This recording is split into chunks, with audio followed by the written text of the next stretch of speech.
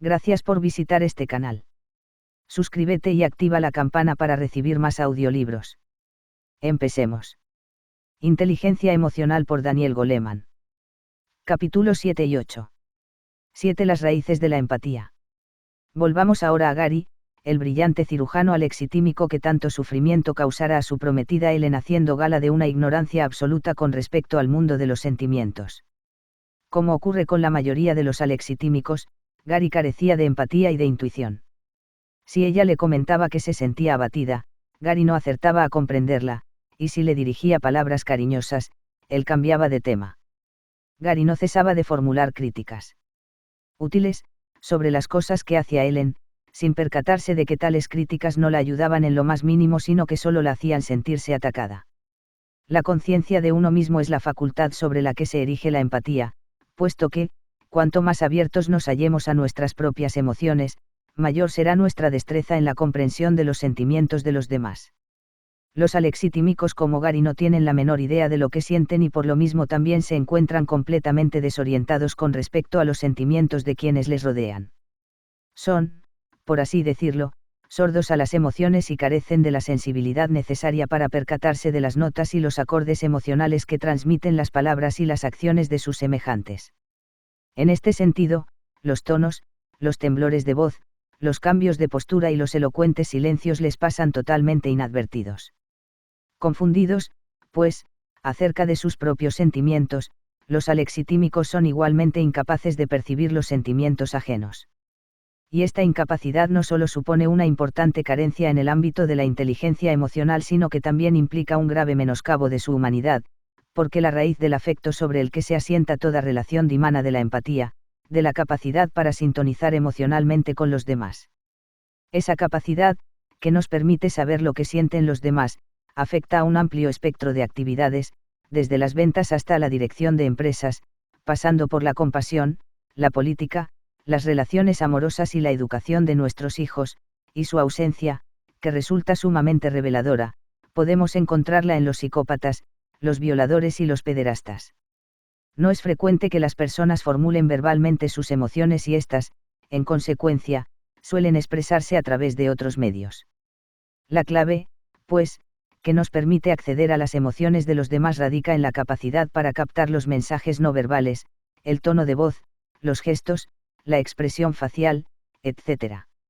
Es muy probable que la investigación más exhaustiva llevada a cabo sobre la facultad de interpretar los mensajes no verbales sea la efectuada por Robert Rosenthal, psicólogo de la Universidad de Harvard, y sus alumnos. Rosenthal elaboró un test para determinar el grado de empatía al que denominó PSENV, perfil de sensibilidad no verbal. Este test consiste en una serie de vídeos en los que una mujer joven expresa una amplia gama de sentimientos que van desde el odio hasta el amor maternal, pasando por los celos, el perdón, la gratitud y la seducción. El vídeo ha sido editado de modo que oculta sistemáticamente uno o varios canales de comunicación no verbal. Así, en algunas de las escenas no solo se ha silenciado el mensaje verbal sino que también se ha ocultado toda clave, excepto la expresión facial, que pueda ofrecer pistas acerca del estado emocional. En otras secuencias, en cambio, solo se muestran los movimientos corporales, recorriendo así, sucesivamente, los principales canales de comunicación no verbal. El objetivo, en cualquier caso, consiste en que las personas que miran los vídeos detecten las emociones implicadas recurriendo a pistas específicamente no verbales. La investigación, llevada a cabo sobre unas 7.000 personas de los Estados Unidos y de otros 18 países, puso de manifiesto las ventajas que conlleva la capacidad de leer los sentimientos ajenos a partir de mensajes no verbales, el ajuste emocional, la popularidad, la sociabilidad y también, no deberíamos sorprendernos por ello, la sensibilidad. Hay que decir que, en este sentido, las mujeres suelen superar a los hombres. Por otra parte, aquellas personas cuya destreza va perfeccionándose a lo largo de los 45 minutos que dura el test, un indicador de que se hallan especialmente dotadas para desarrollar la empatía, suelen mantener buenas relaciones con el sexo opuesto, una habilidad obviamente inestimable para la vida amorosa. Esta prueba también demostró la relación puramente circunstancial existente entre la empatía y las calificaciones obtenidas en el SAT, el Curio y otros tests de rendimiento académico. La independencia de la empatía con respecto a la inteligencia académica ha quedado sobradamente demostrada en una investigación realizada con una versión del PSENV adaptada para niños. Una encuesta realizada sobre 1011 niños demostró que quienes eran más capaces de leer los mensajes emocionales no verbales no solo gozaban de mayor popularidad entre sus compañeros, sino que también presentaban una mayor estabilidad emocional. Estos niños, por otra parte, también mostraban un mayor rendimiento académico, superior incluso a la media, pero, en cambio, su curio no era superior al de los menos dotados para descifrar los mensajes emocionales no verbales, un dato que parece sugerirnos que la empatía favorece el rendimiento escolar, o, tal vez, simplemente les haga más atractivos a los ojos de sus profesores. A diferencia de la mente racional, que se comunica a través de las palabras, las emociones lo hacen de un modo no verbal. De hecho, cuando las palabras de una persona no coinciden con el mensaje que nos transmite su tono de voz, sus gestos u otros canales de comunicación no verbal, la realidad emocional no debe buscarse tanto en el contenido de las palabras como en la forma en que nos está transmitiendo el mensaje. Una regla general utilizada en las investigaciones sobre la comunicación afirma que más del 90% de los mensajes emocionales es de naturaleza no verbal, la inflexión de la voz, la brusquedad de un gesto, etc., y que este tipo de mensaje suele captarse de manera inconsciente, sin que el interlocutor repare, por cierto, en la naturaleza de lo que se está comunicando y se limite tan solo a registrarlo y responder implícitamente. En la mayoría de los casos, las habilidades que nos permiten desempeñar adecuadamente esta tarea también se aprenden de forma tácita. El desarrollo de la empatía. Cuando Ope, una niña de apenas 9 meses de edad, vio caer a otro niño, las lágrimas afloraron a sus ojos y se refugió en el regazo de su madre buscando consuelo como si fuera ella misma quien se hubiera caído. Michael, un niño de 15 meses, le dio su osito de peluche a su apesadumbrado amigo Paul, pero, al ver que éste no dejaba de llorar, le arropó con una manta. Estas pequeñas muestras de simpatía y cariño fueron registradas por madres que habían sido específicamente adiestradas para recoger in situ esta clase de manifestaciones empáticas. Los resultados de este estudio parecen sugerirnos que las raíces de la empatía se retrotraen a la más temprana infancia. Prácticamente desde el mismo momento del nacimiento, los bebés se muestran afectados cuando oyen el llanto de otro niño, una reacción que algunos han considerado como el primer antecedente de la empatía. La psicología evolutiva ha descubierto que los bebés son capaces de experimentar este tipo de angustia empática antes incluso de llegar a ser plenamente conscientes de su existencia separada. A los pocos meses del nacimiento, los bebés reaccionan ante cualquier perturbación de las personas cercanas como si fuera propia, y rompen a llorar cuando oyen el llanto de otro niño. En una investigación llevada a cabo por Martin L. Hoffman, de la Universidad de Nueva York, un niño de 1 año llevó a su madre ante un amigo suyo que se encontraba llorando para que intentara consolarlo, a pesar de que la madre de este último también se hallara en la misma habitación. Este tipo de confusión también puede encontrarse en aquellos niños de 1 año de edad que imitan la angustia de los demás, una forma, posiblemente, de poder llegar a comprender mejor los sentimientos ajenos. No es tampoco infrecuente que, si un niño se lastima los dedos, otro se lleve la mano a la boca para comprobar si también se ha hecho daño o que, al contemplar el llanto de su madre, se frote los ojos aunque él no esté llorando. Esta imitación motriz, como se la denomina, constituye, en realidad, el auténtico significado técnico del término etopa, tal como lo definió por vez primera el psicólogo norteamericano Eve Titchener en la década de los 20, una acepción ligeramente diferente del significado original del término griego empateia, sentir dentro, la expresión utilizada por los teóricos de la estética para referirse a la capacidad de percibir la experiencia subjetiva de otra persona. Titchener sostenía que la empatía se deriva de una suerte de imitación física del sufrimiento ajeno con el fin de evocar idénticas sensaciones en uno mismo, y es por ello por lo que se ocupó de buscar una palabra distinta a simpatía, ya que podemos sentir simpatía por la situación general en que se halla una persona sin necesidad, en cambio, de compartir sus sentimientos. La imitación motriz de los niños desaparece alrededor de los 2 años y medio de edad, a partir del momento mismo en que aprenden a diferenciar el dolor de los demás del suyo propio y, en consecuencia, se hallan más capacitados para consolarles. He aquí un episodio típico extraído del diario de una madre. El bebé de la vecina está llorando y Jenny se acerca a darle una galleta. Entonces lo sigue y también empieza a quejarse. A continuación, trata de acariciarle el pelo, pero él la aparta.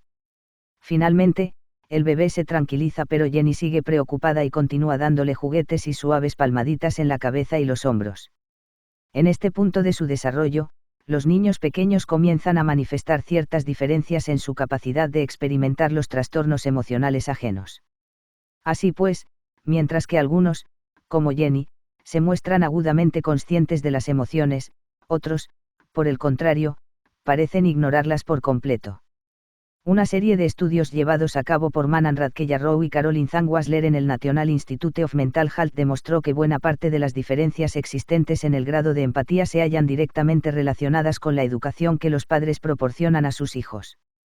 Según ha puesto de relieve esta investigación, los niños se muestran más empáticos cuando su educación incluye, por ejemplo, la toma de conciencia del daño que su conducta puede causar a otras personas, decirles, por ejemplo, mira qué triste la has puesto, en lugar de, eso ha sido una travesura. La investigación también ha puesto de manifiesto que el aprendizaje infantil de la empatía se halla mediatizado por la forma en que las otras personas reaccionan ante el sufrimiento ajeno. Así pues, la imitación permite que los niños desarrollen un amplio repertorio de respuestas empáticas, especialmente a la hora de brindar ayuda a alguien que lo necesite. El niño bien sintonizado. Sarah tenía 25 años cuando dio a luz a sus gemelos, Mark y Fred. Según afirmaba, Mark era muy parecido a ella mientras que Fred se parecía más a su padre. Esta percepción pudo haber sido el germen de una sutil pero palpable diferencia en el trato que dio a cada uno de sus hijos. A los 3 meses de edad, Sarah trataba de captar la mirada de Fred y, cada vez que éste apartaba la vista, ella insistía en atrapar su atención, a lo que Fred respondía desviando nuevamente la mirada. Luego, cuando Sarah miraba hacia otro lado, Fred se volvía a mirarla y el ciclo de atracción-rechazo empezaba de nuevo, un ciclo que solía terminar despertando el llanto de Fred. En el caso de Mark, no obstante, Sarah jamás trató de imponerle el contacto visual y podía romperlo cuando quisiera sin que la madre le obligara a mantenerlo. Este acto mínimo resulta, no obstante, sumamente decisivo ya que, al cabo de un año, Fred se mostraba ostensiblemente más temeroso y dependiente que Mark. Y una de las formas en que expresaba su temor era apartando el rostro, mirando hacia el suelo y evitando el contacto visual con los demás, tal y como había aprendido a hacer con su propia madre. Mark, por el contrario, miraba a la gente directamente a los ojos y, cuando quería romper el contacto visual, desviaba ligeramente su cabeza hacia arriba con una sonrisa de satisfacción. Los gemelos y su madre fueron sometidos a una observación minuciosa cuando participaban en una investigación llevada a cabo por Daniel Stern, psiquiatra, por aquel entonces, de la Facultad de Medicina de la Universidad de Cornell. Stern, que está fascinado por los minúsculos y repetidos intercambios que tienen lugar entre padres e hijos, es de la opinión de que el aprendizaje fundamental de la vida emocional tiene lugar en estos momentos de intimidad. Y los más críticos de todos estos momentos tal vez sean aquellos en los que el niño constata que sus emociones son captadas, aceptadas y correspondidas con empatía, un proceso que Stem denomina sintonización. En este sentido, Sarah se hallaba emocionalmente sintonizada con Mark pero completamente desintonizada de Fred. Según Stern, es muy posible que la continua exposición a momentos de armonía o de disarmonía entre padres e hijos determine, en mayor medida, posiblemente, que otros acontecimientos aparentemente más espectaculares de la infancia, las expectativas emocionales que tendrán, ya de adultos, en sus relaciones íntimas. La sintonización constituye un proceso tácito que marca el ritmo de toda relación. Stern, que estudió este fenómeno con precisión microscópica grabando en vídeo horas enteras de la relación entre las madres y sus hijos, descubrió que, por medio de dicho proceso, la madre transmite al niño la sensación de que sabe cómo se siente. Cuando un bebé emite, por ejemplo, suaves chillidos, la madre confirma su alegría dándole una cariñosa palmadita, arrullándole o imitando sus sonidos. En otra ocasión, el bebé puede menear el sonajero y la madre agitar rápidamente la mano a modo de respuesta. Este tipo de interacciones en los que el mensaje de la madre se ajusta al nivel de excitación del niño tiene lugar, según Stern, a un ritmo aproximado de una vez por minuto, proporcionando así al niño la reconfortante sensación de hallarse emocionalmente conectado con su madre. La sintonización es algo muy distinto a la mera imitación. Si te limitas a imitar al bebé, me comentaba Stern, tal vez logres saber lo que hace pero jamás averiguarás qué es lo que siente. Para hacerle llegar que sabes cómo se siente debes tratar de reproducir sus sensaciones internas. Es entonces cuando el bebé se sentirá comprendido. Hacer el amor tal vez sea el acto adulto más parecido a la estrecha sintonización que tiene lugar entre la madre y el hijo. Según Stern, la relación sexual implica la capacidad de experimentar el estado subjetivo del otro, compartir su deseo, sintonizar con sus intenciones y gozar de un estado mutuo y simultáneo de excitación cambiante, una experiencia, en suma, en la que los amantes responden con una sincronía que les proporciona una sensación tácita de profunda compenetración. Pero, si bien la relación sexual constituye, en el mejor de los casos, la máxima expresión de la empatía mutua, en el peor de ellos, sin embargo, manifiesta la ausencia de toda reciprocidad emocional. El coste de la falta de sintonía. Stern sostiene que, gracias a la repetición de estos momentos de sintonía emocional, el niño desarrolla la sensación de que los demás pueden y quieren compartir sus sentimientos. Esta sensación parece emerger alrededor de los 8 meses de edad, una época en la que el bebé comienza a comprender que se haya separado de los demás, y sigue modelándose en función del tipo de relaciones próximas que mantenga a lo largo de toda su vida. Cuando los padres están desintonizados emocionalmente de sus hijos, esta situación puede llegar a ser especialmente abrumadora.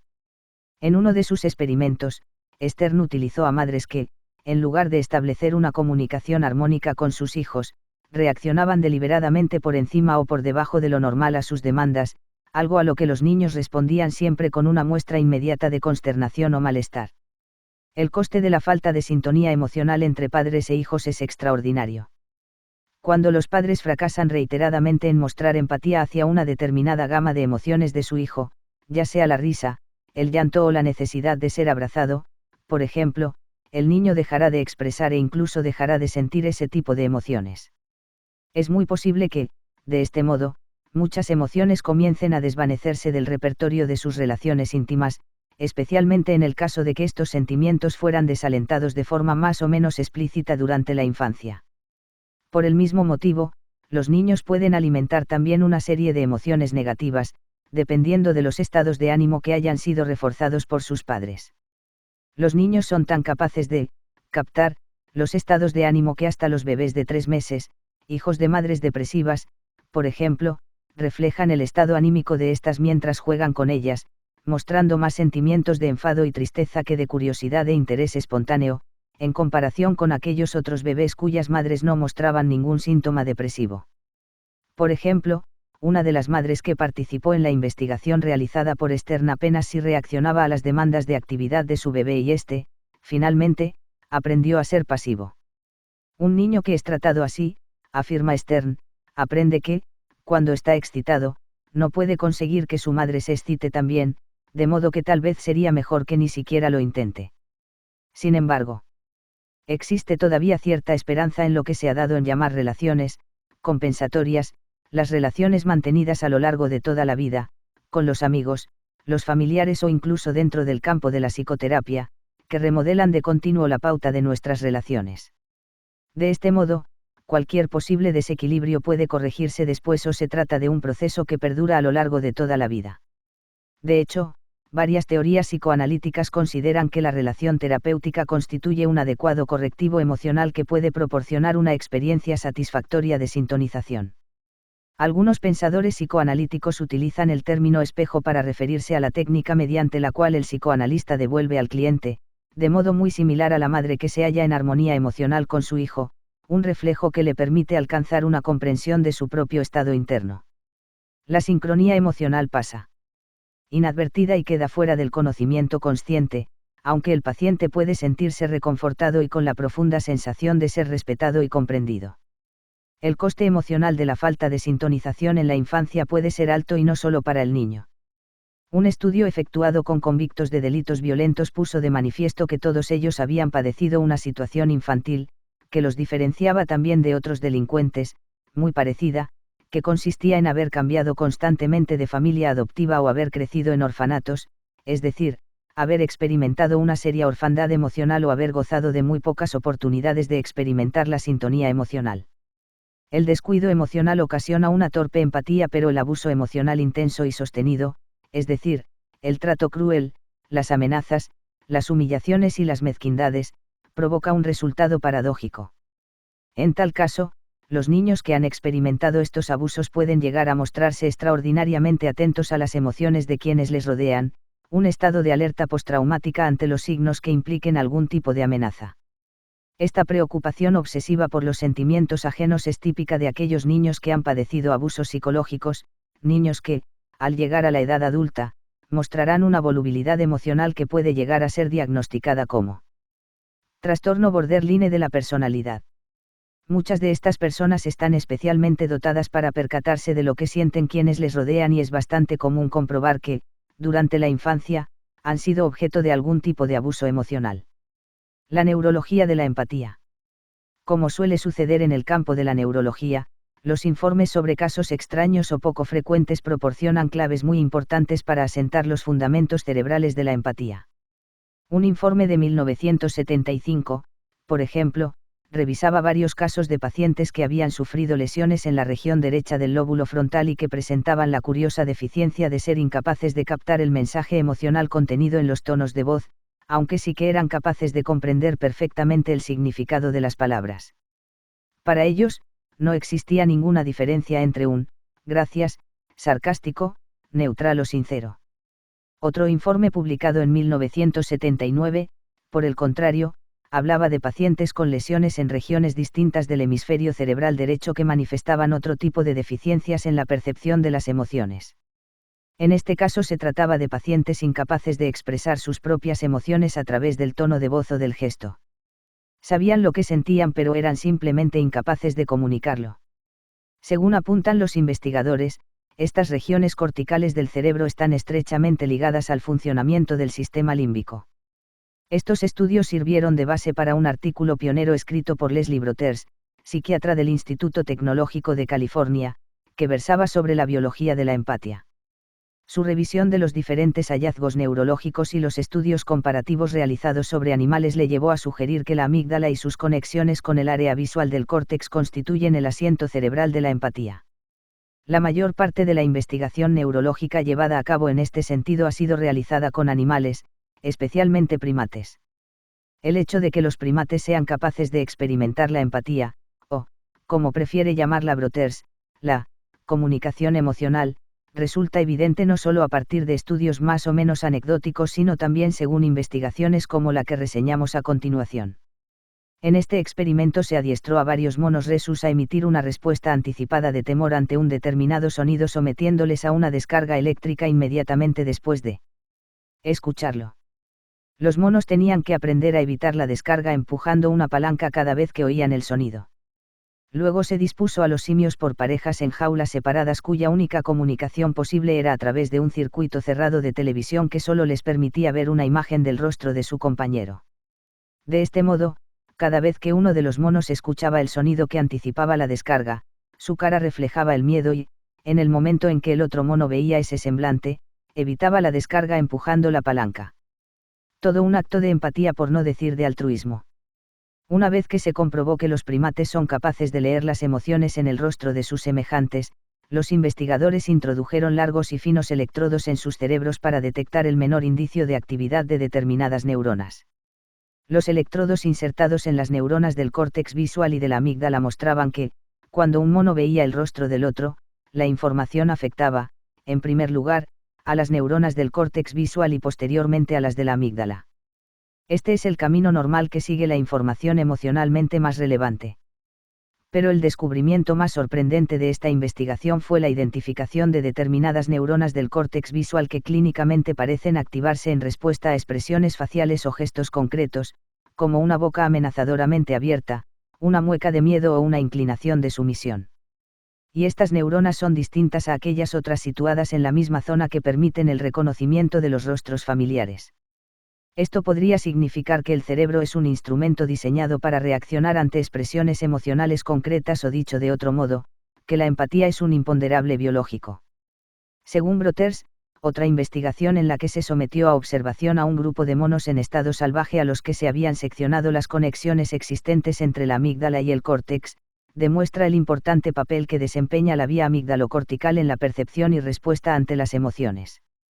Cuando fueron devueltos a su manada, estos monos seguían siendo capaces de desempeñar tareas ordinarias como alimentarse o subirse a los árboles, pero habían perdido la capacidad de dar una respuesta emocional adecuada a los otros miembros de la manada. La situación era tal que llegaban incluso a huir cuando otro mono se les acercaba amistosamente, y terminaban viviendo aislados y evitando todo contacto con el grupo. Según Brothers, las zonas del córtex en las que se concentran las neuronas especializadas en la emoción están directamente ligadas a la amígdala. De este modo, el circuito amígdalo-cortical resulta fundamental para identificar las emociones y desempeña un papel crucial en la elaboración de una respuesta apropiada. El valor de este sistema para la supervivencia, afirma Brothers, resulta manifiesto en el caso de los primates. La percepción de que otro individuo se aproxima pone rápidamente en funcionamiento una pauta concreta de respuesta fisiológica, adecuado al propósito del otro, según sea propinar un mordisco, desparasitar o copular. La investigación realizada por Robert Levenson, psicólogo de la Universidad de Berkeley, sugiere la existencia de un fundamento similar de la empatía en el caso de los seres humanos.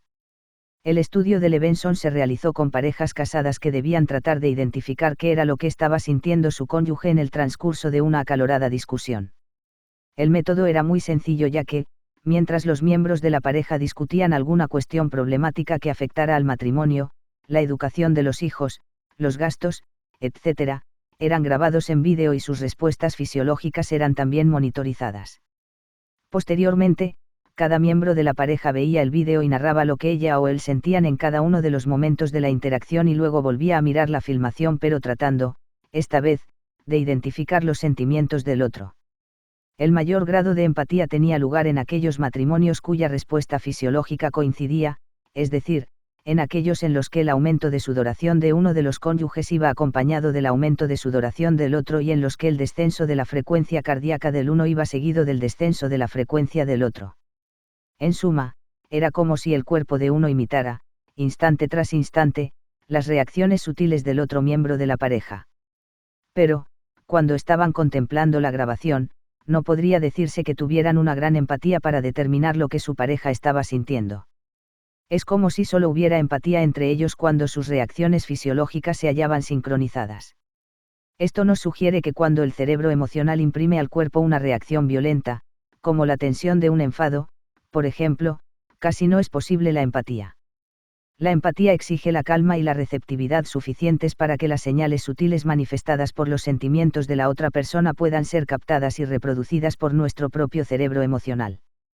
La empatía y la ética, las raíces del altruismo. La frase, nunca preguntes por quién doblan las campanas porque están doblando por ti, es una de las más célebres de la literatura inglesa. Las palabras de Hondone se dirigen al núcleo del vínculo existente entre la empatía y el afecto, ya que el dolor ajeno es nuestro propio dolor. Sentir con otro es cuidar de él y en este sentido, lo contrario de la empaña sería la antipatía. La actitud empática está inextricablemente ligada a los juicios morales porque estos tienen que ver con víctimas potenciales. Mentiremos para no herir los sentimientos de un amigo. Visitaremos a un conocido enfermo o, por el contrario, aceptaremos una inesperada invitación a cenar. ¿Durante cuánto tiempo deberíamos seguir utilizando un sistema de reanimación para mantener con vida a una persona que, de otro modo, moriría? Estos dilemas éticos han sido planteados por Martin Hoffman, un investigador de la empatía que sostiene que en ella se asientan las raíces de la moral. En opinión de Hoffman, es la empatía hacia las posibles víctimas, el hecho de compartir la angustia de quienes sufren, de quienes están en peligro o de quienes se hallan desvalidos, lo que nos impulsa a ayudarlas. Y, más allá de esta relación evidente entre empatía y altruismo en los encuentros interpersonales, Hoffman propone que la empatía, la capacidad de ponernos en el lugar del otro, es, en última instancia, el fundamento de la comunicación. Según Hoffman, el desarrollo de la empatía comienza ya en la temprana infancia. Como hemos visto, una niña de 1 año de edad se alteró cuando vio a otro niño caerse y comenzar a llorar. Su compenetración con él era tan íntima que inmediatamente se puso el pulgar en la boca y sumergió la cabeza en el regazo de su madre como si fuera ella misma quien se hubiera hecho daño. Después del primer año, cuando los niños comienzan a tomar conciencia de que son una entidad separada de los demás, tratan de calmar de un modo más activo el desconsuelo de otro niño ofreciéndole, por ejemplo, su osito de peluche.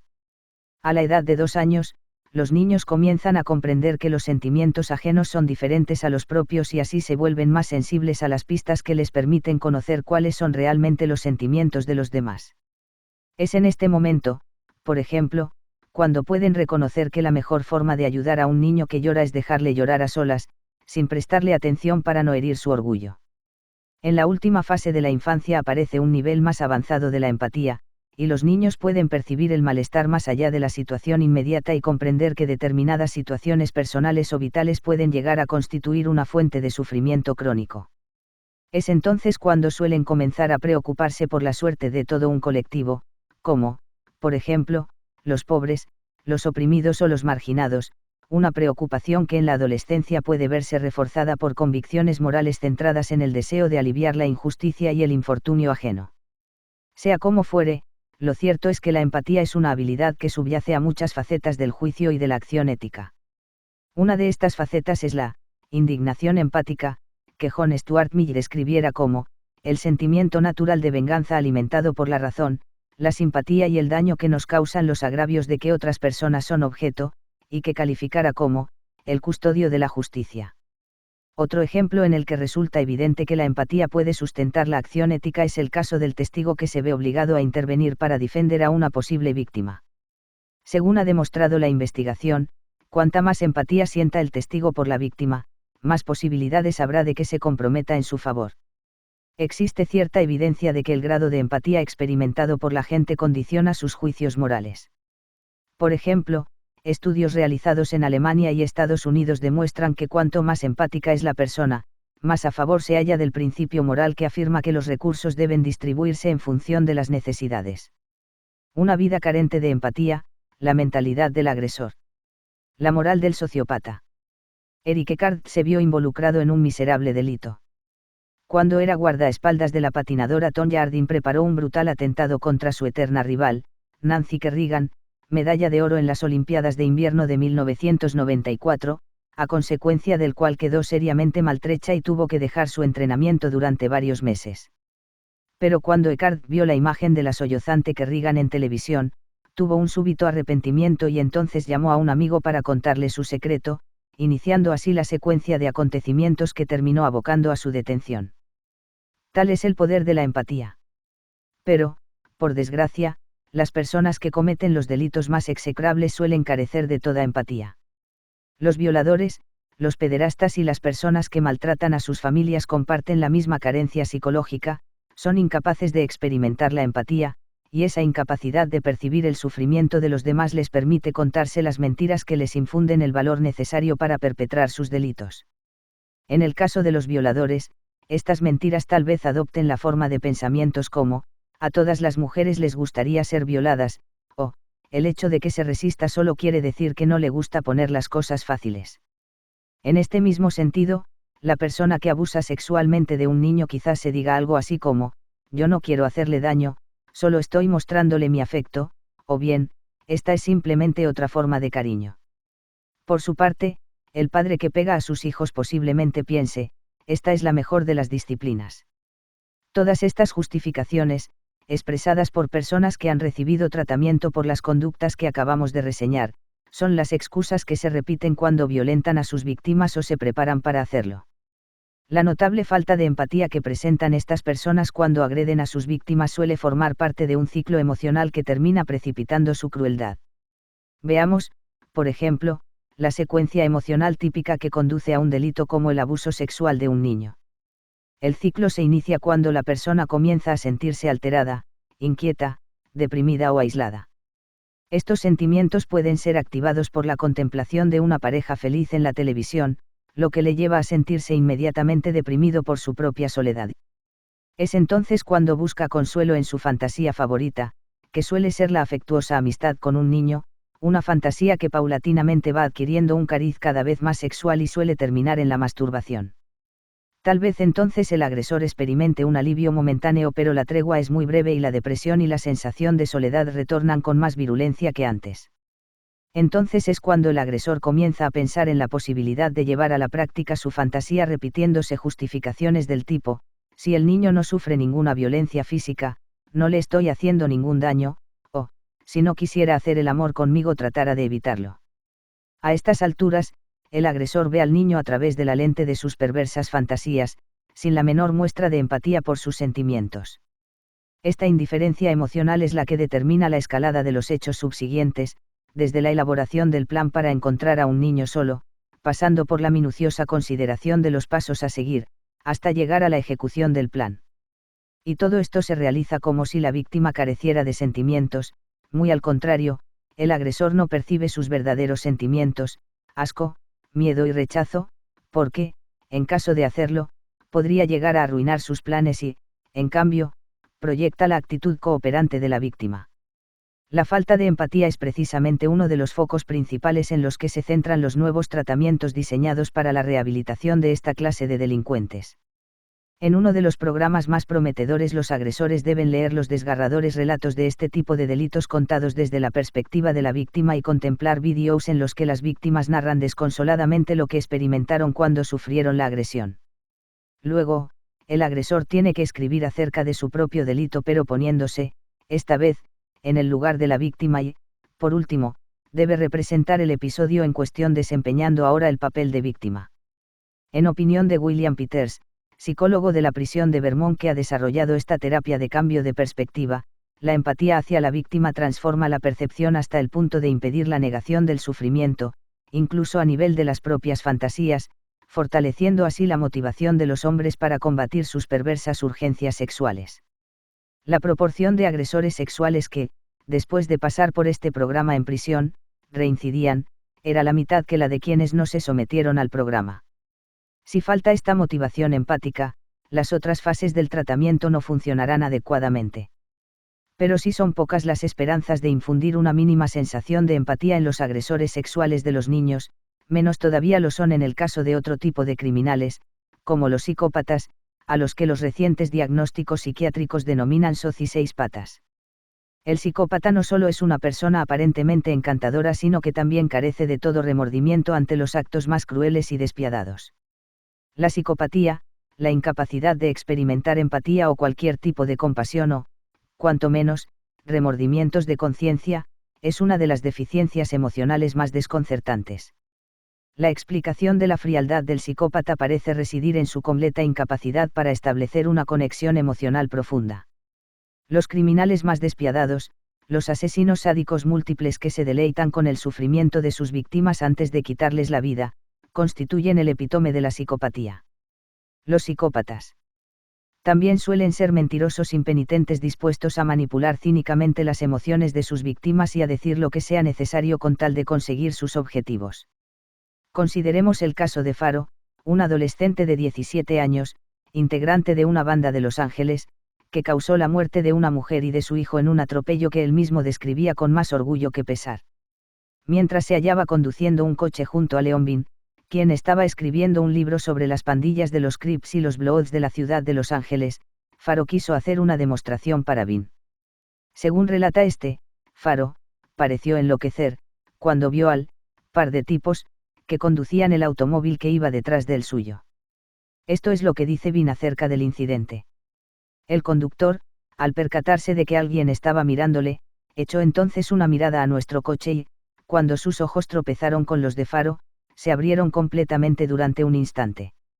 Entonces rompió el contacto visual y bajó los ojos hacia un lado. No cabía duda de que su mirada reflejaba miedo. Entonces Faro hizo una demostración a Bean de la fiera mirada que había lanzado a los ocupantes del otro coche. Me miró directamente y toda su cara se transformó, como si algún truco fotográfico lo hubiera convertido en un aterrador fantasma que te aconseja que no aguantes la mirada desafiante de este chico, una mirada que dice que nada le preocupa, ni tu vida ni la suya. Es evidente que hay muchas explicaciones plausibles de una conducta tan compleja como esta. Una de ellas podría ser que la capacidad de intimidar a los demás tiene cierto valor de supervivencia cuando uno debe vivir en entornos violentos en los que la delincuencia es algo habitual. En tales casos, el exceso de empatía podría ser contraproducente. Así pues, en ciertos aspectos de la vida, una oportuna falta de empatía puede ser una virtud, desde el policía malo, de los interrogatorios hasta el soldado entrenado para matar. En este mismo sentido, las personas que han practicado torturas en estados totalitarios refieren cómo aprendían a disociarse de los sentimientos de sus víctimas para poder llevar a cabo mejor su Trabajo. Una de las formas más detestables de falta de empatía ha sido puesta de manifiesto accidentalmente por una investigación que reveló que los maridos que agreden físicamente o incluso llegan a amenazar con cuchillos o pistolas a sus esposas, se hallan aquejados de una grave anomalía psicológica, ya que, en contra de lo que pudiera suponerse, estos hombres no actúan cegados por un arrebato de ira sino en un estado frío y calculado. Y, lo que es más, esta anomalía era más patente a medida que su cólera aumentaba y la frecuencia de sus latidos cardíacos disminuía en lugar de aumentar, como suele ocurrir en los accesos de furia, lo cual significa que cuanto más beligerantes y agresivos se sienten, mayor es su tranquilidad fisiológica. Su violencia, pues, parece ser un acto de terror calculado, una forma de controlar a sus esposas sometiéndolas a un régimen de terror. Los maridos que muestran una crueldad brutal constituyen un caso aparte entre los hombres que maltratan a sus esposas. Como norma general, también suelen mostrarse muy violentos fuera del matrimonio, suelen buscar pelea en los bares o están continuamente discutiendo con sus compañeros de trabajo y sus familiares. Así pues, aunque la mayor parte de los hombres que maltratan a sus esposas actúan de manera impulsiva, bien sea movidos por el enfado que les produce sentirse rechazados o celosos, o debido al miedo a ser abandonados, los agresores fríos y calculadores golpean a sus esposas sin ninguna razón aparente y una vez que han empezado, no hay nada que éstas puedan hacer, ni siquiera el intento de abandonarles, para aplacar su violencia. Algunos estudiosos de los psicópatas criminales sospechan que esta capacidad de manipular fríamente a los demás, esta total ausencia de empatía y de afecto, puede originarse en un defecto neurológico. Existen dos pruebas que apuntan a la existencia de un posible fundamento fisiológico de las psicopatías más crueles, pruebas que sugieren la implicación de vías neurológicas ligadas al sistema límbico. En un determinado experimento se midieron las ondas cerebrales del sujeto mientras éste trataba de descifrar una serie de palabras entremezcladas, proyectadas a una velocidad aproximada de 10 palabras por segundo. La mayor parte de las personas reaccionan de un modo diferente ante las palabras que conllevan una poderosa carga emocional, como matar, que ante las palabras neutras, como silla, por ejemplo. Dicho de otro modo, la mayoría de las personas son capaces de reconocer rápidamente las palabras cargadas emocionalmente y sus cerebros muestran patrones de onda característicamente diferentes en respuesta a las palabras cargadas emocionalmente y a las palabras neutras. Los psicópatas, por el contrario, adolecen de este tipo de reacción y sus cerebros no muestran ningún patrón distintivo que les permita discernir las palabras emocionalmente cargadas y tampoco responden más rápidamente a ellas, lo cual parece sugerir algún tipo de disfunción en el circuito que conecta la región cortical en donde se reconocen las palabras con el sistema límbico, el área del cerebro que asocia un determinado sentimiento a cada palabra. En opinión de Robert Hare, el psicólogo de la Universidad de la Columbia Británica que ha llevado a cabo esta investigación, los psicópatas tienen una comprensión muy superficial del contenido emocional de las palabras, un reflejo de la falta de profundidad de su mundo afectivo. Según Hare, la indiferencia de los psicópatas se asienta en una pauta fisiológica ligada a ciertas irregularidades funcionales de la amígdala y de los circuitos neurológicos relacionados con ella. En este sentido, los psicópatas que reciben una descarga eléctrica no muestran los síntomas de miedo que son normales en las personas cuando sufren dolor. Es precisamente el hecho de que la expectativa del dolor no suscita en ellos ninguna reacción de ansiedad lo que, en opinión de Hare, justifica que los psicópatas no se preocupen por las posibles consecuencias de sus actos. Y su incapacidad de experimentar el miedo es la que da cuenta de su ausencia de toda empatía, o compasión, hacia el dolor y el miedo de sus víctimas. Una breve nota de advertencia: si bien puede hablarse de la existencia de ciertas pautas biológicas que intervengan en algunos tipos de delito, como, por ejemplo, algún defecto neurológico que impida la empatía, ello no nos permite inferir que todos los delincuentes sufran algún deterioro biológico o que exista un determinante biológico de la delincuencia. Este tema ha suscitado enormes controversias aunque, por el momento, solo se ha logrado cierto consenso de que no existe ningún determinante biológico, de que tampoco puede hablarse de genes criminales. Así pues, aunque, con determinados casos pueda hablarse de un fundamento fisiológico de la falta de empatía, ello no supone, en modo alguno, que esa disfunción aboque inexorablemente al delito. La falta de empatía debe ser considerada como uno más de los factores psicológicos, económicos y sociales que pueden abocar a la delincuencia. 8. Las artes sociales. Como sucede con tanta frecuencia entre hermanos, Len, de 5 años de edad, perdió la paciencia con Jai, de 2 años y medio, porque había desordenado las piezas del Lego con las que estaban jugando y en un ataque de rabia le mordió. Su madre, al escuchar los gritos de dolor de Jai, se apresuró entonces a regañar a Len, ordenándole que recogiera enseguida el objeto de la disputa. Y ante aquello, que debió de parecerle una gran injusticia, Len rompió a llorar, pero su madre, enojada, se negó a consolarle. Fue entonces cuando el agraviado Jai, preocupado con las lágrimas de su hermano mayor, se aprestó a consolarle. Y esto fue, más o menos, lo que ocurrió. No llores más, Len. Imploró Jai, deja de llorar, hermano, deja de llorar. Pero, a pesar de sus súplicas, Len continuaba llorando. Entonces Jai se dirigió a su madre diciéndole: Len está llorando, mamá. Len está llorando. Mira, mira. Len está llorando. Luego, dirigiéndose al desconsolado Len, Jai adoptó un tono materno, susurrándole: No llores, Len. No obstante, Len seguía llorando. Así que Jai intentó otra táctica, ayudándole a guardar en su bolsa las piezas del Lego con un amistoso: Mira. Yo las meto en la bolsa para Lenny.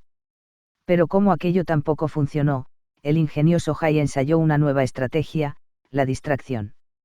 Entonces cogió un coche de juguete y trató de llamar con él la atención de Len. Mira quién está dentro del coche, Len. ¿Quién es? Pero Len seguía sin mostrar el menor interés. Estaba realmente consternado y sus lágrimas parecían no tener fin. Entonces su madre, perdiendo la paciencia, recurrió a una clásica amenaza. ¿Quieres que te pegue? No. Balbució entonces Len. Pues deja ya de llorar. Concluyó la madre, exasperada, con firmeza. Lo estoy intentando. Farfulló Len, en un tono patético y jadeante, a través de sus lágrimas. Y eso fue lo que despertó la estrategia final de Jai que, imitando el tono autoritario y amenazante de su madre, ordenó: Deja de llorar, Len. Acaba ya de una vez. Este pequeño drama doméstico evidencia muy claramente la sutileza emocional que puede desplegar un mocoso de poco más de 2 años para influir sobre las emociones de otra persona. En su apremiante intento de consolar a su hermano, Jai desplegó un amplio abanico de tácticas que iban desde la súplica hasta la ayuda, pasando por la distracción, la exigencia e incluso la amenaza, un auténtico repertorio que había aprendido de lo que otros habían intentado con él.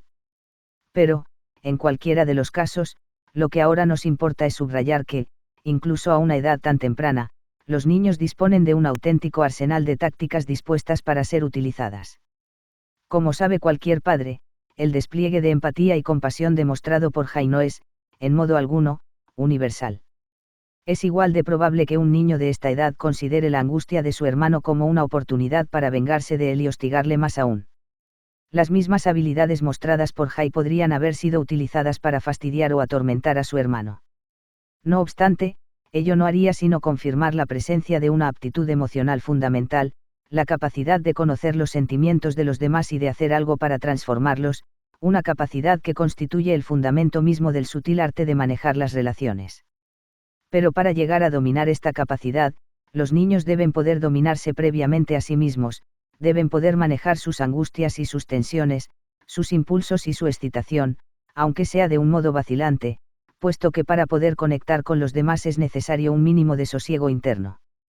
Es precisamente en este periodo cuando, en lugar de recurrir a la fuerza bruta, aparecen los primeros rasgos distintivos de la capacidad de controlar las propias emociones, de esperar sin gimotear, de razonar o de persuadir, aunque no siempre elijan estas opciones. La paciencia constituye una alternativa a las rabietas, al menos de vez en cuando, y los primeros signos de la empatía comienzan a aparecer alrededor de los 2 años de edad. Fue precisamente la empatía, la raíz de la compasión, la que impulsó a Jai a intentar algo tan difícil como tranquilizar a su desconsolado hermano.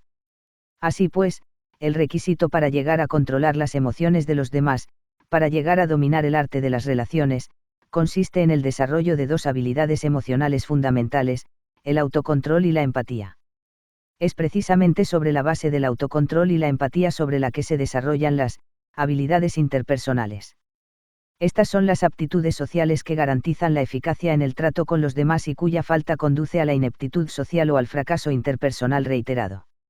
Y también es precisamente la carencia de estas habilidades la causante de que hasta las personas intelectualmente más brillantes fracasen en sus relaciones y resulten arrogantes, insensibles y hasta odiosas. Estas habilidades sociales son las que nos permiten relacionarnos con los demás, movilizarles, inspirarles, persuadirles, influirles y tranquilizarles, profundizar, en suma, en el mundo de las relaciones. La expresión de las emociones. La capacidad de expresar los propios sentimientos constituye una habilidad social fundamental. Paul Ekman utiliza el término despliegue de roles para referirse al consenso social en el que resulta adecuado expresar los sentimientos, un dominio en el que existe una enorme variabilidad intercultural. Ekman y sus colegas estudiaron las reacciones faciales de los estudiantes japoneses ante una película que mostraba escenas de una circuncisión ritual de los adolescentes aborígenes, descubriendo que, cuando los estudiantes contemplaban la película en presencia de alguna figura de autoridad, sus rostros apenas si reaccionaban, pero cuando creían que estaban solos, aunque, en realidad, estaban siendo filmados por una cámara oculta, sus rostros mostraban un amplio abanico de emociones que iban desde la tensión hasta el miedo y la repugnancia. Existen varios tipos fundamentales de despliegue de roles. Uno de ellos consiste en minimizar las emociones, la norma japonesa para expresar los sentimientos en presencia de una figura de autoridad que consiste en esconder el disgusto tras una cara de póker. Otro consiste en exagerar lo que uno siente magnificando la expresión emocional, una estrategia utilizada con mucha frecuencia por los niños pequeños que consiste en fruncir patéticamente el ceño y estremecer los labios mientras se quejan a su madre de que sus hermanos mayores les toman el pelo.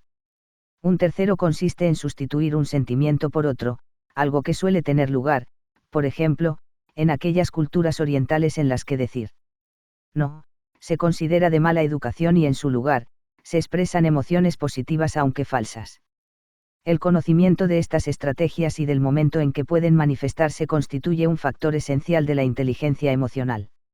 El aprendizaje del despliegue de los roles tiene lugar a una edad muy temprana. Se trata de un aprendizaje que solo es parcialmente explícito, el aprendizaje, por ejemplo, que tiene lugar cuando enseñamos a un niño a ocultar su desengaño ante el espantoso regalo de cumpleaños que acaba de entregarle su bienintencionado abuelo, y que suele conseguir mediante un proceso de modelado, con el que los niños aprenden lo que tienen que hacer viendo lo que hacen los demás. En la educación sentimental las emociones son, al mismo tiempo, el medio y el mensaje. Si el padre, por ejemplo, le dice a su hijo que sonría y le dé las gracias al abuelo, con un tono enfadado, severo y frío que desaprueba el mensaje en lugar de aprobarlo cordialmente, es muy probable que el niño aprenda una lección muy diferente y que responda a su abuelo con un desaprobador y seco, gracias. Y, del mismo modo, el efecto sobre el abuelo será muy diferente en ambos casos, en el primero estará contento, aunque engañado, mientras que en el segundo estará dolido por la confusión implícita del mismo mensaje. La consecuencia inmediata del despliegue emocional es el impacto que provoca en el receptor. En el caso que estamos considerando, el rol que aprende el niño es algo así como: esconde tus verdaderos sentimientos cuando puedan herir a alguien a quien quieras y sustitúyelos por otros que, aunque sean falsos, resulten menos dolorosos. Las reglas que rigen la expresión de las emociones no solo forman parte del léxico de la educación social, sino que también dictan la forma en que nuestros sentimientos afectan a los demás. El conocimiento y el uso adecuado de estas reglas nos lleva a causar el impacto óptimo, mientras que su ignorancia, por el contrario, fomenta el desastre emocional. Los actores son verdaderos maestros en el despliegue de las emociones y su expresividad despierta la respuesta de su audiencia. Y no cabe duda de que hay personas que son verdaderos actores natos. Pero subrayemos que, en cualquiera de los casos, el aprendizaje del despliegue de los roles varía en función de los modelos de que dispongamos y que, en este sentido, existe una extraordinaria variabilidad entre los diversos individuos. La expresividad y el contagio emocional.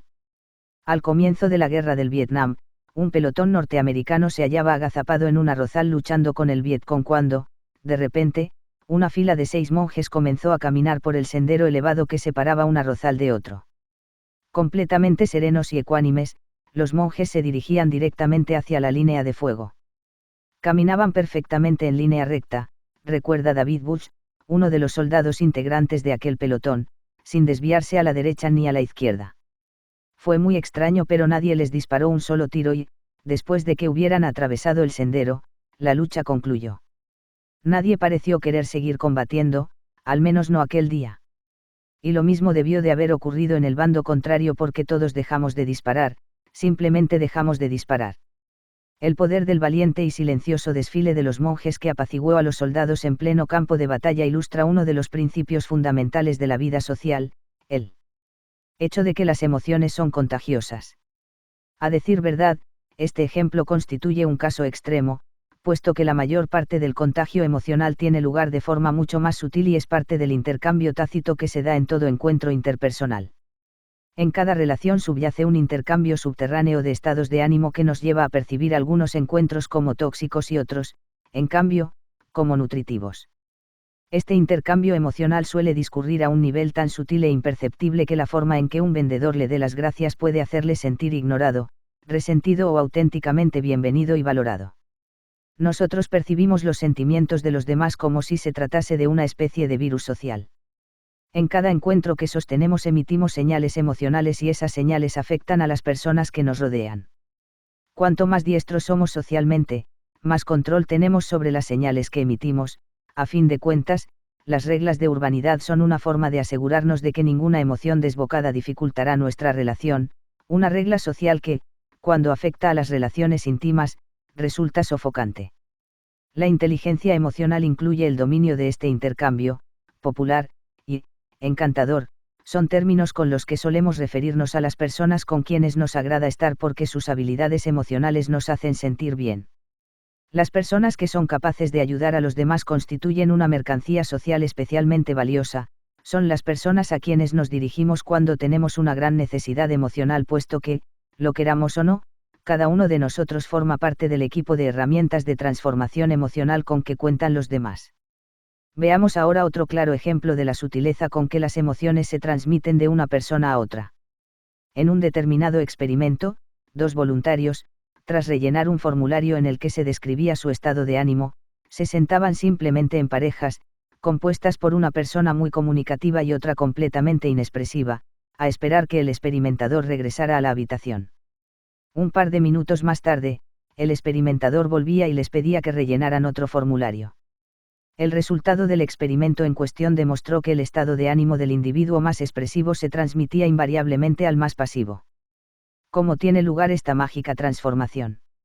La respuesta más probable es que el inconsciente reproduzca las emociones que ve desplegadas por otra persona a través de un proceso no consciente de imitación de los movimientos que reproduce su expresión facial, sus gestos, su tono de voz y otros indicadores no verbales de la emoción.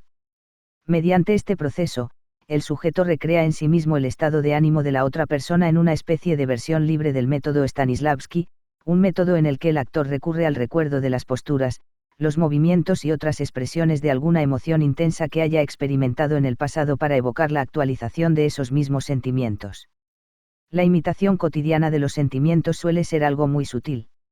Ulf Lindberg, un investigador sueco de la Universidad de Uppsala, descubrió que, cuando las personas ven un rostro sonriente o un rostro enojado, la musculatura de su propio rostro tiende a experimentar una transformación sutil en el mismo sentido, una transformación que, si bien no resulta evidente, sí que puede manifestarse mediante el uso de sensores electrónicos.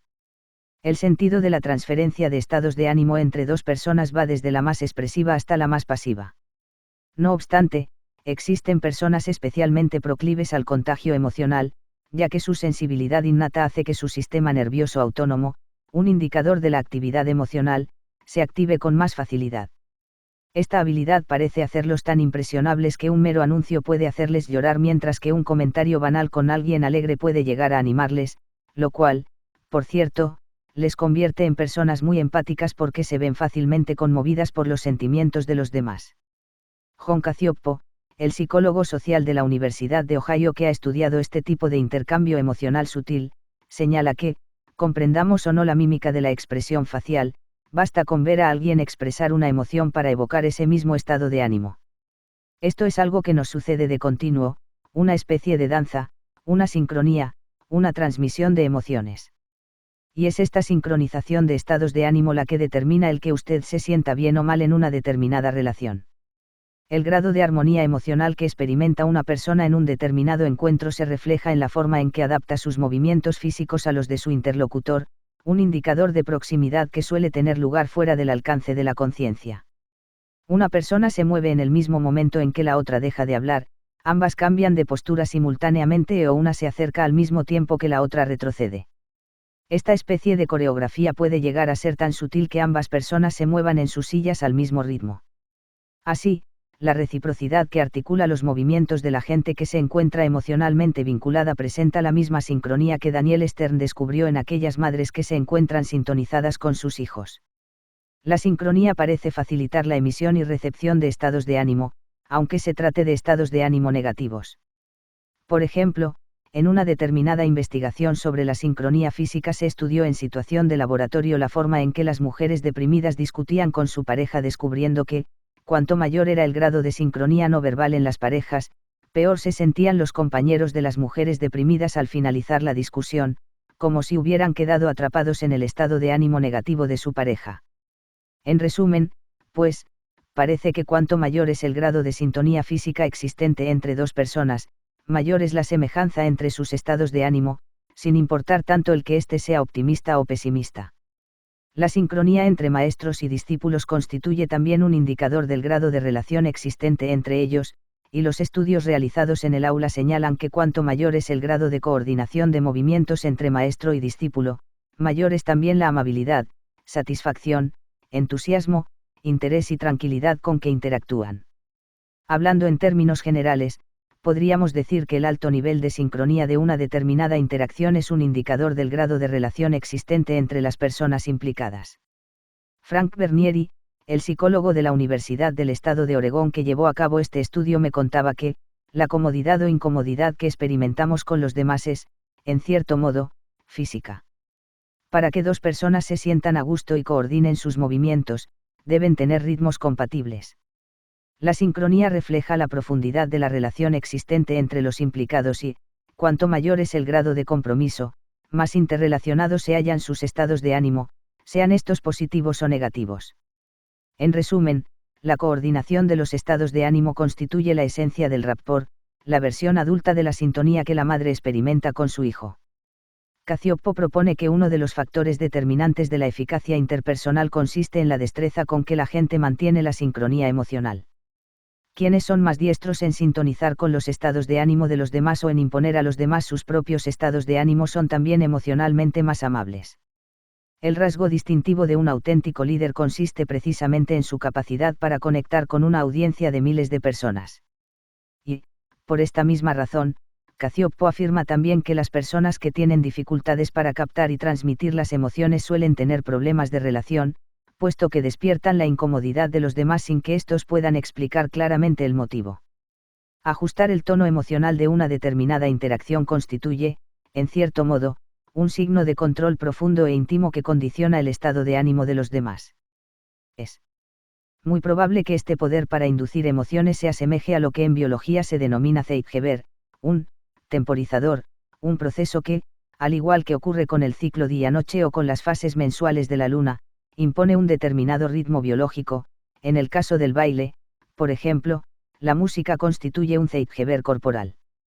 En lo que se refiere a las relaciones interpersonales, la persona más expresiva, la persona más poderosa, suele ser aquella cuyas emociones arrastran a la otra. En este sentido, también hay que decir que el elemento dominante de la pareja es el que habla más, mientras que el elemento subordinado es quien más observa el rostro del otro, una forma también de manifestar el afecto. Y, por ese mismo motivo, el poder de un buen orador, un político o un evangelista, pongamos por caso, se mide por su capacidad para movilizar las emociones de su audiencia. Esto es precisamente lo que queremos decir cuando afirmamos que, los tiene en la palma de la mano. La movilización emocional constituye la esencia misma de la capacidad de influir en los demás. Los rudimentos de la inteligencia social. Es hora del recreo en la guardería y un grupo de niños está corriendo por la hierba. Rey tropieza, se lastima la rodilla y comienza a llorar mientras todos los demás siguen con sus juegos, excepto Roger, que se detiene junto a él. Cuando los sollozos de Rey se acallan, Roger se agacha y se frota la rodilla diciendo, yo también me he lastimado. Thomas H., colega de Howard Gardner en Spectrum, una escuela basada en el concepto de la inteligencia múltiple, cita a Roger como un modelo de inteligencia interpersonal. Al parecer, Roger tiene una rara habilidad en reconocer los sentimientos de sus compañeros y en establecer un contacto rápido y amable con ellos. Él fue el único que se dio cuenta del estado y del sufrimiento de Rey, y también fue el único que trató de consolarle aunque solo pudiera ofrecerle su propio dolor, un gesto que denota una habilidad especial para la conservación de las relaciones próximas, sea en el matrimonio, la amistad o el mundo laboral, una habilidad que, en el caso de un preescolar, augura la presencia de un ramillete de talentos que irán floreciendo a lo largo de toda la vida. El talento de Roger representa una de las 4 habilidades identificadas por H. Gardner como los elementos que componen la inteligencia emocional. Organización de grupos. La habilidad esencial de un líder consiste en movilizar y coordinar los esfuerzos de un grupo de personas. Esta es la capacidad que podemos advertir en los directores y productores de teatro, en los oficiales del ejército y en los dirigentes eficaces de todo tipo de organizaciones y grupos. En el patio de recreo se trata del niño que decide a qué jugarán, el niño que termina convirtiéndose en el capitán del equipo. Negociar soluciones. El talento del mediador consiste en impedir la aparición de conflictos o en solucionar aquellos que se declaren. Las personas que presentan esta habilidad suelen descollar en el mundo de los negocios, en el arbitrio y la mediación de conflictos y también pueden hacer carrera en el cuerpo diplomático, en el mundo del derecho, como intermediarios o como consejeros de empresa. Son los niños, en nuestro caso, que resuelven las disputas que se presentan en el patio de recreo. Conexiones personales. Esta es la habilidad que acabamos de reseñar en Roger, una habilidad que se asienta en la empatía, favorece el contacto con los demás, facilita el reconocimiento y el respeto por sus sentimientos y sus intereses y permite, en suma, el dominio del sutil arte de las relaciones. Estas personas saben trabajar en equipo, y suelen ser consortes responsables y buenos amigos o compañeros de trabajo. En el mundo de los negocios son buenos vendedores o ejecutivos y también pueden ser excelentes maestros. Los niños como Roger suelen llevarse bien con casi todo el mundo, no tienen dificultades para jugar con otros niños y disfrutan haciéndolo. Estos niños tienden a ser muy buenos leyendo las emociones de las expresiones faciales y también son muy queridos por sus compañeros. Análisis social. Esta habilidad consiste en ser capaces de detectar e intuir los sentimientos, los motivos y los intereses de las personas, un conocimiento que suele fomentar el establecimiento de relaciones con los demás y su profundización. En el mejor de los casos, esta capacidad les convierte en competentes terapeutas o consejeros psicológicos y, en el caso de combinarse con el talento literario, produce novelistas y dramaturgos muy dotados. El conjunto de todas estas habilidades constituye la materia prima de la inteligencia interpersonal, el ingrediente fundamental del encanto, del éxito social e incluso del carisma. Las personas socialmente inteligentes pueden conectar fácilmente con los demás, son diestros en leer sus reacciones y sus sentimientos y también pueden conducir, organizar y resolver los conflictos que aparecen en cualquier interacción humana. Ellos son los líderes naturales, las personas que saben expresar los sentimientos colectivos latentes y articularlos para guiar al grupo hacia sus objetivos. Son el tipo de personas con quienes a los demás les gusta estar porque son emocionalmente nutricios, dejan a los demás de buen humor y despiertan el comentario de que, es un placer estar con alguien así. Estas habilidades interpersonales propician el desarrollo de otras facetas de la inteligencia emocional. Las personas que causan una excelente impresión social, por ejemplo, son expertas en controlar la expresión de sus emociones, son especialmente diestras en captar la forma en que reaccionan los demás y son capaces de mantenerse continuamente en contacto con su actividad social y de ajustarla para conseguir el efecto deseado. En este sentido, son actores especialmente habilidosos. No obstante, si estas habilidades interpersonales no tienen el adecuado contrapeso de una clara sensación de los propios sentimientos y necesidades y del modo de satisfacerlas, pueden terminar abocando a un éxito social hueco, a una popularidad, en fin, conseguida pasando por encima de uno mismo. Esta es, al menos, la hipótesis sostenida por Mark Snyder, un psicólogo de la Universidad de Minnesota que ha estudiado a las personas cuyas habilidades sociales las convierten en verdaderos camaleones sociales, campeones en causar buena impresión, el tipo de persona cuyo credo psicológico podría resumirse en aquella cita de W. Ora Auden, en la que decía que la imagen que tenía de sí mismo, es muy distinta de la imagen que trato de crear en la mente de los demás para que puedan quererme. Esta especie de mercantilismo emocional suele ocurrir cuando las habilidades sociales sobrepasan a la capacidad de conocer y admitir los propios sentimientos ya que, Para ser querido, o, por lo menos, para gustar, el camaleón social parece transformarse en lo que quieren aquellos con quienes está. En opinión de Snyder, el rasgo distintivo de quienes caen en esta pauta es que causan una impresión excelente pero mantienen relaciones muy inestables y muy poco gratificantes. La pauta realmente saludable consiste, por el contrario, en utilizar las habilidades sociales equilibradamente sin olvidarse de uno mismo. Pero los camaleones sociales no dudan lo más mínimo en decir una cosa y hacer otra diferente, malviviendo así con la contradicción entre su rostro público y su realidad privada, si ello les reporta un mínimo de aprobación social.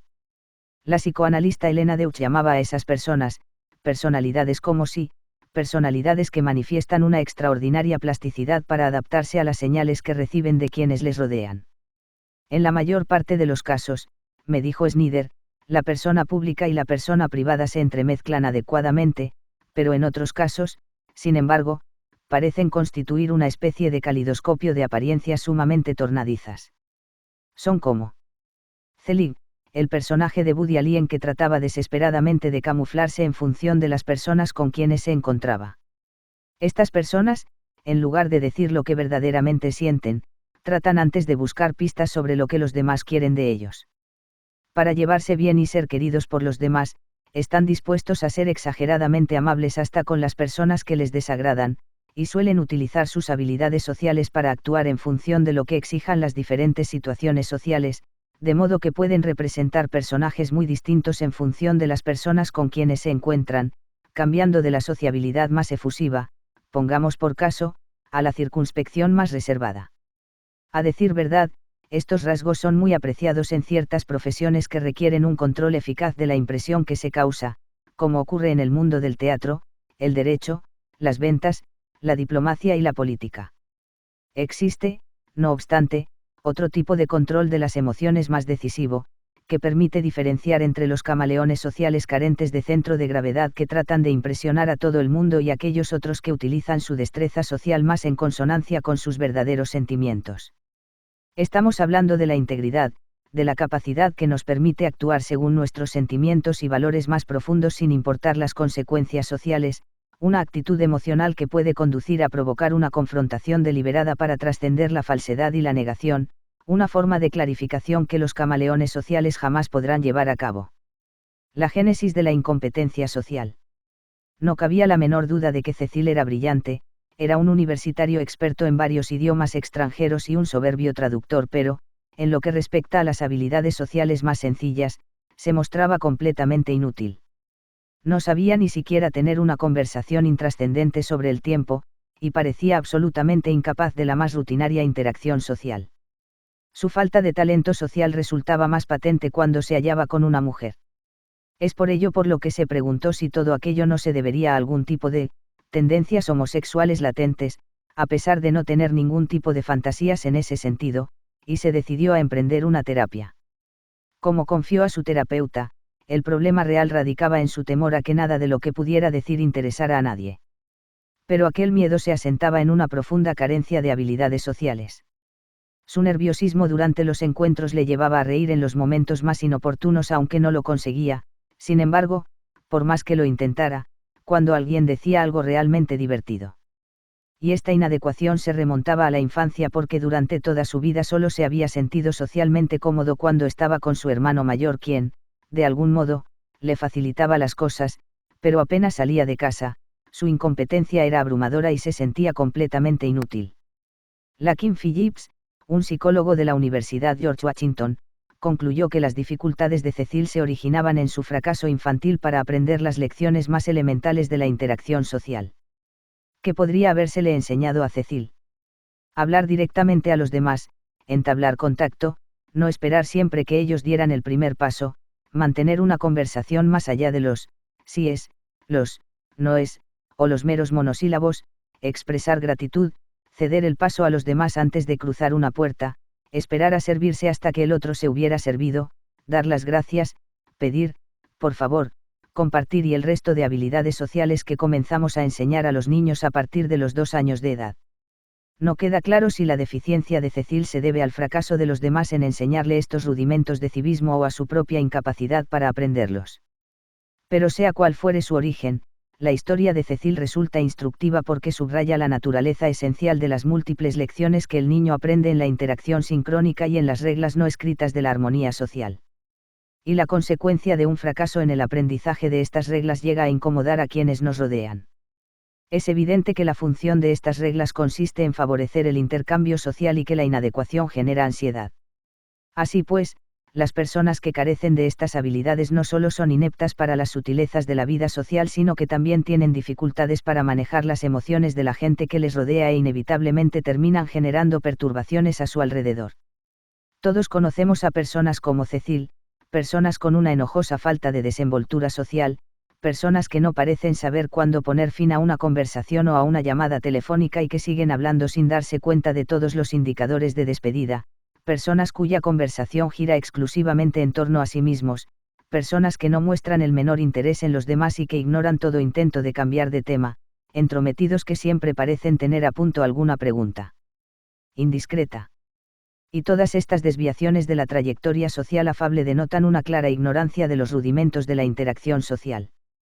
Los psicólogos han acuñado el término disemia, del griego dys, que significa dificultad, y semes, que significa señal, para referirse a la incapacidad para captar los mensajes no verbales, un punto en el que un niño de cada 10 suele tener problemas. Este problema puede radicar en ignorar la existencia de un espacio personal, y permanecer, en consecuencia, demasiado cerca de las personas con quienes está hablando e invadir su territorio, en interpretar o utilizar pobremente el lenguaje corporal, en interpretar o utilizar inadecuadamente la expresividad facial, por ejemplo, no mirar a quien se habla, o una prosodia, la cualidad emocional del habla, ciertamente deficiente que les lleva a hablar en un tono demasiado estridente o demasiado monótono. En este sentido se ha investigado mucho sobre niños que muestran signos de deficiencia social, niños cuya inadecuación les hace ser menospreciados o rechazados por sus compañeros. Si dejamos de lado a los fanfarrones, los niños suelen evitar a aquellos otros que ignoran los rudimentos de la interacción cara a cara, especialmente de las reglas implícitas que gobiernan el encuentro interpersonal. Si un niño tiene dificultades en el lenguaje, las personas asumen que no es muy brillante o que está poco educado, pero si tiene dificultades en lo que respecta a las reglas no verbales de la interacción, se les suele considerar, especialmente sus compañeros, como niños raros, niños a los que hay que evitar. Estos son los niños que no saben jugar, que incomodan a los demás, que están, en suma, fuera de juego. Son niños que no han llegado a dominar el lenguaje silencioso de las emociones y que inconscientemente emiten mensajes que causan incomodidad. Como dijo Stephen Novicki, un psicólogo de la Universidad Emory que se ha dedicado al estudio de las habilidades no verbales de los niños que no pueden expresar sus emociones o leer adecuadamente las de los demás se sienten continuamente frustrados. Son niños que no comprenden lo que está ocurriendo porque no llegan a acceder al subtexto constante que encuadra todo tipo de comunicación. Recordemos que es imposible dejar de mostrar nuestra expresión facial o nuestra postura, y que tampoco hay modo de ocultar nuestro tono de voz. Si usted comete errores en los mensajes emocionales que emite de continuo, sentirá que las personas reaccionan de manera extraña y se sentirá desairado sin saber por qué. Si usted cree que está expresando felicidad pero, en cambio, lo que muestra es enojo, descubrirá que los demás están enojados y no comprenderá el motivo. Estos niños terminan careciendo de toda sensación de control sobre la forma en que les tratan los demás y sobre la forma en que sus acciones afectan a quienes les rodean, una situación que les hace sentirse incapaces, deprimidos y apáticos. Pero además de convertirse en individuos socialmente aislados, estos niños también suelen tener problemas académicos. El aula es simultáneamente una situación social y una situación académica, de modo que es muy probable que el niño socialmente incompetente comprenda y responda tan inadecuadamente a un maestro como a otro niño. Y la ansiedad y confusión resultantes pueden, a su vez, entorpecer la capacidad de aprendizaje. De hecho, los tests de sensibilidad no verbal infantil han demostrado que el rendimiento académico de los niños que no tienen en cuenta los indicadores emocionales es inferior al que sería de esperar en función de su centilitros. Te odiamos, el momento crítico.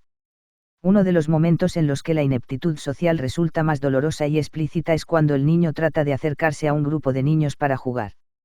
Y se trata de un momento especialmente crítico porque entonces es cuando se hace patente públicamente el hecho de ser querido o de no serlo, de ser aceptado o no. Es por este motivo por lo que los estudiosos del desarrollo infantil se han ocupado de investigar estos momentos cruciales y han llegado a la conclusión de que existe un marcado contraste entre las estrategias de aproximación utilizadas por los niños populares y las que usan quienes podríamos llamar proscritos sociales. Los descubrimientos realizados en este sentido destacan la importancia extraordinaria de las habilidades sociales para registrar, interpretar y responder a los datos emocional e interpersonalmente relevantes. Es conmovedor ver a un niño dar vueltas en torno a un grupo de niños que están jugando y descubrir que no se lo permiten. Como demostró un estudio realizado con niños de segundo y tercer grado, el 26% de las veces, hasta los niños más populares y queridos son rechazados cuando tratan de aproximarse a jugar con otros niños. Los niños pequeños son cruelmente sinceros en los juicios emocionales implícitos en tales rechazos. Veamos, por ejemplo, el siguiente diálogo que tuvo lugar en una guardería entre niños de 4 años de edad. Linda queda a jugar con Bárbara, Nancy y Bill que estaban jugando con animales de juguete y bloques de construcción. Durante un minuto estuvo observando lo que ocurría y luego se aproximó a Bárbara y comenzó a jugar con los animales. Bárbara entonces se dirigió a ella diciéndole: «No puedes jugar». «Sí que puedo», replicó Linda, «yo también puedo jugar». «No, no puedes», respondió Bárbara, con brusquedad, «hoy no te queremos». Entonces Bill protestó en nombre de Linda, pero Nancy se unió al ataque agregando: «Hoy te odiamos». Es precisamente el riesgo de sentirse odiado, implícita o explícitamente, el que hace que los niños sean especialmente cautos a la hora de aproximarse a un grupo. Y es muy probable que esta ansiedad no sea muy distinta de la que siente el adolescente que se encuentra aislado en medio de una charla que sostienen en una fiesta quienes parecen ser amigos íntimos. Y también es por esto por lo que este momento resulta, como dijo un investigador, sumamente diagnóstico, porque revela claramente las diferencias en las habilidades sociales. Lo normal es que los recién llegados comiencen observando lo que ocurre durante un tiempo y que luego pongan en marcha sus estrategias de aproximación, mostrando su asertividad de manera muy discreta. Lo más importante a la hora de determinar si un niño será aceptado o no es su capacidad para comprender el marco de referencia del grupo y para saber qué cosas son aceptables y cuáles se hallan fuera de lugar. Los dos pecados capitales que suelen despertar el rechazo de los demás son el intento de asumir el mando demasiado pronto y no sintonizar con el marco de referencia.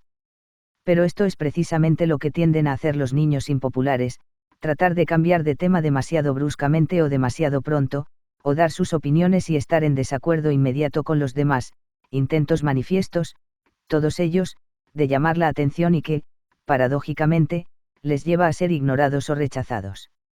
En contraste, los niños populares, antes de aproximarse a un grupo suelen dedicarse a observarlo para comprender lo que está ocurriendo y luego hacen algo para ratificar su aceptación, esperando a confirmar su estatus en el grupo antes de tomar la iniciativa de sugerir lo que todos deberían hacer.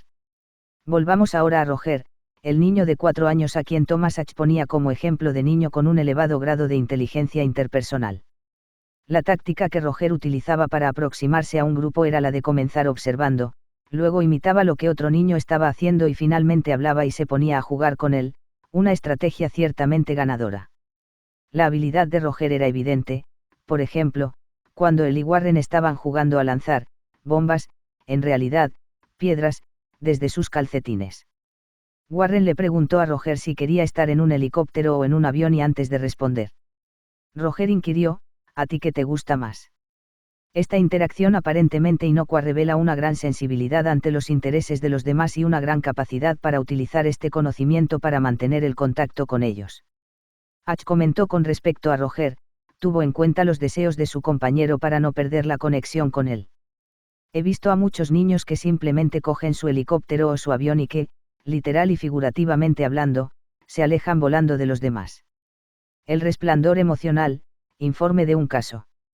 Si la capacidad de sosegar la inquietud de los demás es una prueba de la destreza social, el hecho de hacerlo en pleno ataque de rabia constituye una auténtica demostración de maestría. Los datos sobre autorregulación de la angustia y contagio emocional sugieren que una estrategia eficaz puede ser la de distraer a la persona airada, empatizar con sus sentimientos y con su perspectiva y luego dirigir su atención a un foco alternativo, uno que le conecte con un campo de sentimientos más positivos, algo que bien pudiera calificarse como una especie de judo emocional. El mejor ejemplo que recuerdo de esta habilidad sutil en el arte de la influencia emocional me lo contó mi difunto amigo Terry Dobson, quien, en la década de los 50, fue uno de los primeros norteamericanos que viajó a Japón a estudiar Aikido. Una noche mi amigo volvía a casa en el metro de Tokio cuando entró en el vagón un enorme, belicoso, ebrio y sucio trabajador. El hombre, tambaleándose, comenzó a asustar a los pasajeros gritando todo tipo de imprecaciones y empujó a una mujer que llevaba consigo un bebé, lanzándola hacia donde se encontraba una anciana pareja, que entonces se levantó de golpe y huyó precipitadamente al otro extremo del vagón. El borracho dio unos cuantos golpes más y en su rabia, cogió la barra de metal que se hallaba en medio del vagón y con un rugido, trató de arrancarla. En aquel momento Terry, que se hallaba en plenas condiciones físicas debido a su entrenamiento diario de 8 horas de Aikido, se sintió llamado a intervenir antes de que alguien quedara seriamente dañado. Entonces recordó las palabras de su maestro: el Aikido es el arte de la reconciliación y quien lo considere como una lucha romperá su conexión con el universo. En el mismo momento en que tratas de dominar a los demás estás derrotado. Nosotros estudiamos la forma de resolver los conflictos, no de iniciarlos.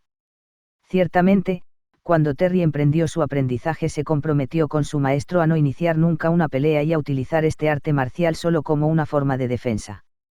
Ahora acababa de descubrir una oportunidad para poner a prueba su práctica del Aikido en la vida real, en lo que era un caso claro de legítima defensa. Es por ello que, mientras los demás pasajeros permanecían paralizados en sus asientos, Terry se levantó lenta y deliberadamente. Al verle, el borracho bramó: «Ah, un extranjero. Lo que tú necesitas es una lección sobre modales japoneses», y se dispuso a lanzarse sobre Terry. Pero cuando estaba a punto de hacerlo alguien gritó en voz muy alta y divertida: «¡Eh!». El grito mostraba el tono jovial de alguien que había reconocido súbitamente a un querido amigo. El borracho, sorprendido, se dio la vuelta y vio a un diminuto japonés de unos 70 años ataviado con un kimono que permanecía sentado. El anciano sonrió con alegría al borracho y le saludó con un leve movimiento de la mano y un animoso: «Venga aquí». El borracho se acercó dando zancadas a él preguntando, con un agresivo: «¿Y por qué diablos debería hablar contigo?». Mientras tanto, Terry estaba dispuesto a reducir al borracho apenas hiciera el menor movimiento violento. «¿Qué has estado bebiendo?», preguntó el anciano con sus ojos chispeantes. «He bebido sake y ese no es asunto tuyo», vociferó el borracho. «Oh, muy bien, replicó el anciano, «sabes. A mí también me gusta el sake. Cada noche, mi esposa y yo, ella tiene 76 años, nos bebemos una botella pequeña de sake en el jardín, donde nos sentamos en un viejo banco de madera». Y luego siguió hablando de un kaki que había en su jardín y de las excelencias de beber sake en mitad de la noche. A medida que iba escuchando al anciano, el rostro del borracho comenzó a dulcificarse y sus puños se relajaron. «Sí, a mí también me gusta el kaki», dijo con la voz apagada. «Sí», replicó el anciano enérgicamente. «Y estoy seguro de que tienes una esposa maravillosa». «No», respondió el obrero. «Mi esposa murió». Y entonces, sollozando, se lanzó a contar el triste relato de la pérdida de su esposa, de su hogar y de su trabajo, y se mostró avergonzado de sí mismo. Cuando el metro llegó a su parada y Terry estaba saliendo del vagón alcanzó a escuchar cómo el anciano invitaba al borracho a ir a su casa para contarle más detalladamente todo aquello y aún pudo vislumbrar cómo se arrellanaba en el asiento y apoyaba su cabeza en el regazo del anciano. Esto es Resplandor emocional. Parte 3. Aquí termina la parte 5 de 9. Ve a la parte 6 y avanza en tu desarrollo emocional. Suscríbete al canal si deseas recibir más audiolibros. Hasta la próxima, amigos.